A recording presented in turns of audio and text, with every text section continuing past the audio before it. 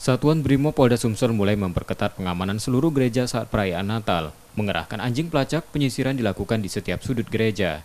Tidak ditemukan benda yang dianggap berbahaya saat pemeriksaan. Pengelola gereja Santo Yosef Palembang menerangkan, akan ada 1.000 umat yang datang mengikuti perayaan misa Natal. Puji Tuhan, kita di backup oleh TNI Polri, ada juga pemuda Batak Bersatu, biasanya juga berada di Ansor juga muncul juga. Tapi dari dalam sudah kita siapin. Internalnya ada. Ya. Ini apa? Larangan khusus tidak boleh membawa bawaan tas yang besar-besar. Jadi kami himbau seluruh ibu-ibu hanya bawa tas kecil-kecil saja. Kalau toh masih ada yang bawa, tetap kami untuk dibuka.